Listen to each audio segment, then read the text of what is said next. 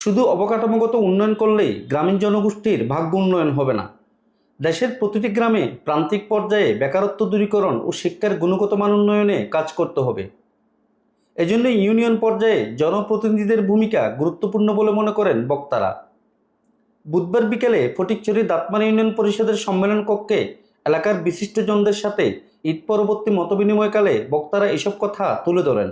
ঈদুল আজহা উপলক্ষে নারীর টানে গ্রামে আসা বিভিন্ন শ্রেণী পেশার মানুষের সাথে দাঁতমারা ইউনিয়ন পরিষদের আয়োজনে এই ব্যতিক্রমী মতবিনিময় সভা অনুষ্ঠিত হয়। দাঁতমারা ইউপি চেয়ারম্যান মোহাম্মদ জান আলমের সভাপতিত্বে অনুষ্ঠিত মতবিনিময় সভায় অংশ নিয়ে বক্তারা বলেন, দেশের প্রান্তিক পর্যায়ে অবকাঠামোগত ব্যাপক উন্নয়ন হলেও শিক্ষা ও চিকিৎসা সেবা খাতে তেমন অগ্রগতি হয়নি। গ্রামীণ শিক্ষার গুণগত মান দিনের পর দিন নিচের দিকে ধাবিত হচ্ছে। এজন্য শিক্ষা প্রতিষ্ঠান সংশ্লিষ্ট সকলকে জবাবদিহিতার আওতায় আনার পরামর্শ দেন বক্তারা। দিন দিন শিক্ষার মান আমার কাছে মনে হয় এলাকায় ডিটেরিয়েট করতেছে, নিচের দিকে যাচ্ছে, যেটা আসলে উপর দিকে যাওয়া দরকার। রাস্তাঘাট খুব জরুরি, কিন্তু রাস্তাঘাট দিয়ে উন্নয়নটা সাস্টেনেবল বলে না, সাস্টেনেবল মানে টেকসই কোনো উন্নয়ন হবে না। উনি হয়তো একটা রাস্তা করে দিবে, এটা 5 বছর পরে আবার নষ্ট হয়ে যাবে। কিন্তু আপনার ছেলে যদি শিক্ষিত হয়, ওই পরিবারটাকে পুরো চেঞ্জ করে দিবে, পুরো গ্রামটা সে চেঞ্জ করে দিতে পারে, যেটার এখন আমার মনে হয় এখানে খুব অভাব।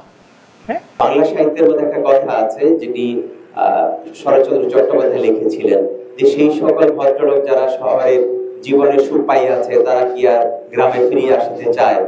এই যে বিষয়টা, মানে গ্রামের মানুষ আসতে চায় না, সেই কনসেপ্ট থেকে, সে বেদনাবোধ থেকে আমাদের মাননীয় প্রধানমন্ত্রী, তিনি বাংলা সাহিত্যের একজন ছাত্রী ছিলেন, তিনি হয়তো হৃদয় দিয়ে বুঝতে পেরেছেন, তিনি নতুন একটি কনসেপ্ট চালু করেছেন, গ্রাম হবে শহর। এই বিষয়টা আসলে একটি স্লোগান নয়, এটি যদি আমরা একটু ভাবি, এটি সরকারের যে মেগা পরিকল্পনা আছে, ভিশন 2041, যে একটা ভীষণ মহাপরিকল্পনা আছে, সেই পরিকল্পনার একটি অংশ, যিনি সেটি নির্বাচনী ইস্তিহার হিসাবে ঘোষণা করেছিলেন, এবং এটার জন্য 800 কোটি টাকা তিনি বিনিয়োগ করেছেন।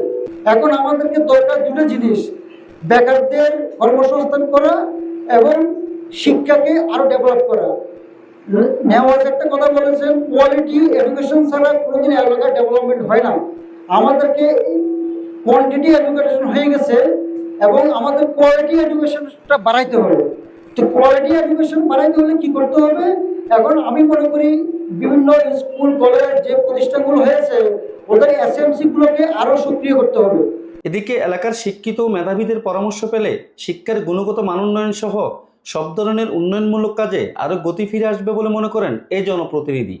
আসলে শিক্ষার মান দিন দিন আমাদের এখানে, আমি অনেক সময় দেখছি, আমরা যখন, আমি তো 2-3টা শিক্ষা প্রতিষ্ঠানের সভাপতি, আমরা যখন হাই স্কুলের শিক্ষক নিয়োগ করতে যাই, তখন তাকে ইংরেজিতে গ্রাজুয়েট বানান করতে বলে পারে না, গ্রাজুয়েট বানান করতে বললে পারে না, অথবা আমরা এখানে এই রুমে 5 জন আছি, এটা ইংরেজি বলো, এটা ঠিক মতো বলতে পারো না।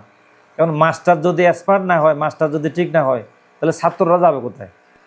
তো যেরকম মাস্টার সেরকম ছাত্র, সেরকম কমিটি।